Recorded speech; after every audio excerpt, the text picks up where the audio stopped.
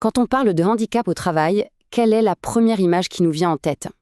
Souvent, on pense à un fauteuil roulant, à une canne, bref, à quelque chose de visible.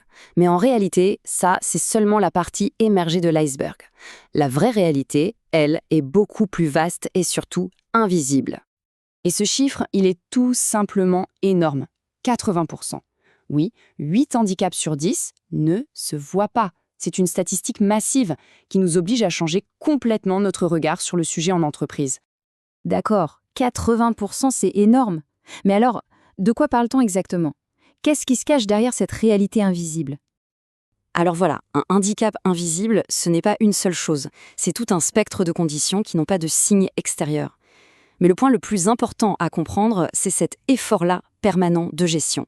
C'est une charge mentale, une énergie dépensée chaque jour pour gérer, et souvent sans aucune reconnaissance parce que, ça ne se voit pas. Pour que ce soit plus clair, on peut les regrouper en 3 grandes familles. D'un côté, il y a les maladies chroniques, comme le diabète ou la sclérose en plaques. Ensuite, on trouve les troubles psychiques, comme la dépression ou la bipolarité. Et enfin, les troubles cognitifs et neurodéveloppementaux, l'autisme, les troubles 10, le TDAH. C'est donc un univers extrêmement large. La question qui se pose alors, c'est si ça touche autant de monde, pourquoi est-ce que l'on en parle si peu en entreprise? Pourquoi ce silence? Parce que trop souvent, la réaction, c'est ça. C'est dans ta tête. Cette phrase, elle est terrible. Elle résume à elle seule toute l'incompréhension et le jugement. C'est une véritable double peine pour les personnes qui vivent avec ces difficultés. Et cette situation crée ce qu'on appelle le double effort.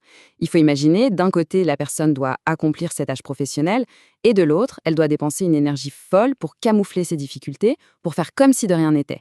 C'est ce qu'on appelle le masking, et c'est une voie royale vers l'épuisement professionnel. Du coup, on comprend bien que le silence n'est pas une faiblesse, c'est un choix de protection, un choix rationnel.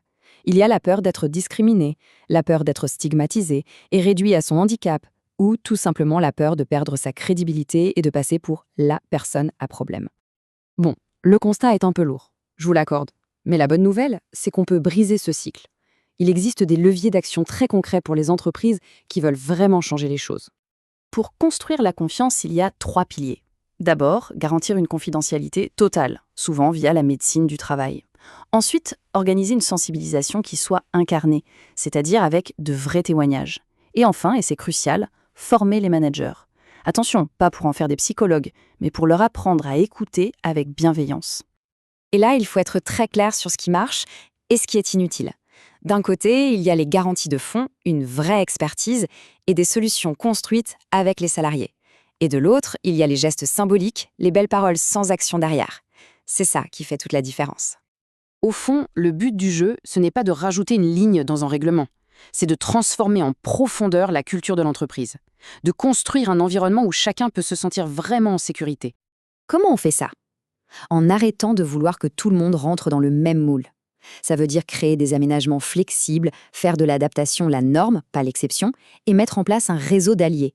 Mais surtout, ça veut dire écouter et valoriser l'expertise des personnes concernées. Ce sont elles qui savent le mieux de quoi elles ont besoin. D'accord, tout ça c'est bien beau, mais concrètement, on fait comment pour passer de l'idée à l'action? Le vrai déclic, c'est de changer de perspective. L'inclusion, ce n'est pas de la charité. Ce n'est pas faire une fleur à quelqu'un. C'est une pure stratégie de performance et de rétention des talents. La question n'est plus pourquoi, mais par où commencer?